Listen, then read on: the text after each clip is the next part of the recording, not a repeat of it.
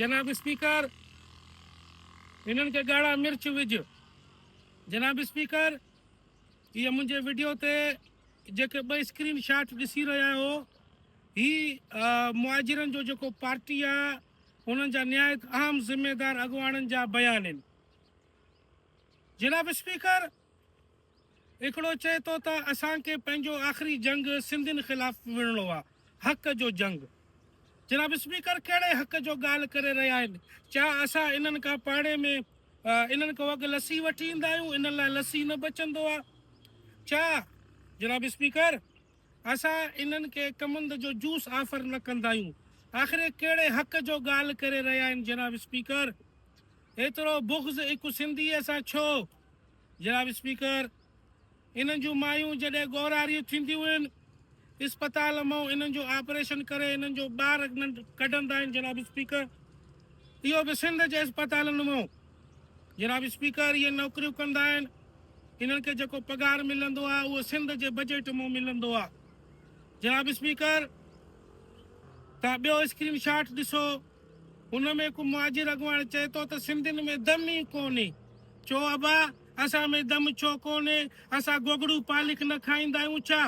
असां बिह पालिक न खाईंदा आहियूं छा? या जनाब स्पीकर असां सिंधड़ी अंब पंहिंजे कमीस ते माठे फो खाईंदा आहियूं जो असांखे दम कोन्हे? जनाब स्पीकर अहिड़नि शर पसंद अनासिरनि खे लगाम ॾियण जो ज़रूरत आहे।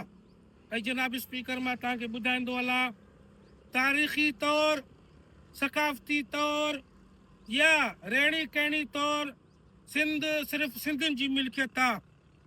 तव्हां कराची शहर वठो, हैदराबाद, सकर, लाड़काणो, मतिलबु हर सिंध जो ज़िलो, हर ॿाराड़ी जो मालिक सिंध जो आहे। इहो मिल्कियत सिंधी जो आहे जनाब स्पीकर।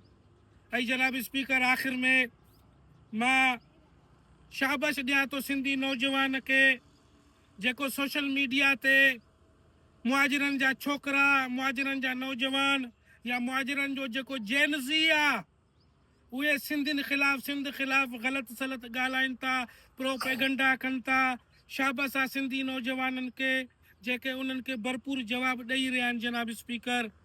ऐं जनाब स्पीकर इहो असांजो ज़िम्मेदारी आहे हिकु सिंधी हुजण जे नाते, उहो सिंध जो शहरी हुजे या सिंध जो जेको सियासी अॻुवान हुजे या असेंबली में वेठल मेंबर हुजनि जनाब स्पीकर उन्हनि खे घुरिजे त उहे सिंधियुनि खे अपग्रेड कनि।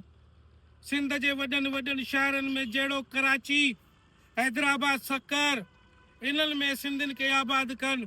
उहे सिंधी जेके कारोबार कनि, रोज़गार कनि, उन्हनि खे सपोर्ट कनि जनाब स्पीकर।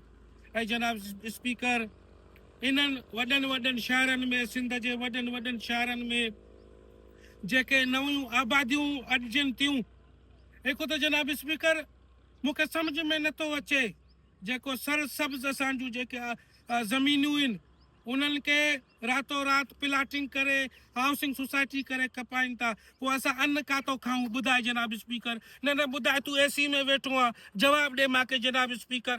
असां अन्न काथो खाऊं? असां चांवर किथो अचे, कणक किथो अचे? ईअं ठोकिया आहे न, थोरो बि ॻाल्हाए न जनाब स्पीकर। ऐं जनाब स्पीकर उन्हनि नयनि आबादियुनि में असांखे घुरिजे त असांजे सियासी अॻुवाननि खे घुरिजे, असांजे जेके सोशल अॻुवान आहिनि उन्हनि खे घुरिजे, जेके कॉम्प्रस्त आहिनि उन्हनि खे घुरिजे त सिंधियुनि खे आबाद कनि, सिंधियुनि खे रोज़गार वठी ॾियनि।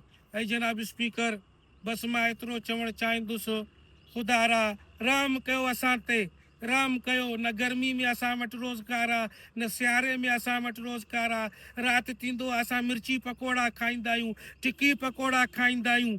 उहे अंब खाइनि था, सिंधड़ी अंब खाइनि था, सिरोली अंब खाइनि था। ऐं जनाब स्पीकर जेकॾहिं इन्हनि मुहाजिरनि खे लगाम न ॾिनो वियो न त असां उन्हनि जे इलाइक़े में गिदामड़ीअ खे ब्लॉक कंदासीं। गिदामड़ी उन्हनि जे इलाइक़े में वञणु न ॾींदासीं, रोकींदासीं गिदामड़ीअ खे। पोइ भली लूण सां गुज़ारो कनि। महिरबानी जनाब स्पीकर।